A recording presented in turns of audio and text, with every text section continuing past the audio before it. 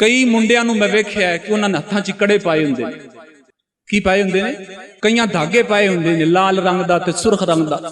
मैं पूछा जनाब ये कड़ा कित्थों लिया? है बाबे फरीद कोले गया सा ते कड़ा लैके आया। मैं क्या बाबे फरीद कोल तेनू कड़ा ही लभ्या, काश मुसल्ला लभ जांदा।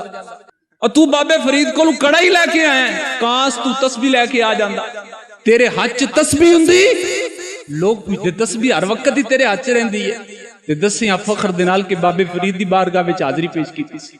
पहले नहीं सी तस्बीह, लेकिन हुण तस्बीह। कईयां ने हाथ च छल्ले पाए ने। छल्ले जी किथों? जी मैं दाता साहब गया सा, सुल्ताने बाहू गया सा, गौस पाक सरकार दी बारगाह विच गया सा, छल्ला लैके आया।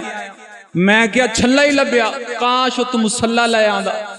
हां जी, बाज बंदे मदीना शरीफ जांदे ने और मदीना शरीफ जाके ते फिर भी कड़े ले आणगे, कड़े पाणगे। पुछो जी कित्थों ले आया? जी मदीना शरीफ गया सा तो उथों लैके आया। ते मैं क्या मदीने वाली सरकार ने कड़े तो मना फरमाया? जेड़ी सरकार कोले गया सी उस सरकार ने की कीता है? मना फरमाया। तो तू हथ फिर कड़ा कादा पाया होया?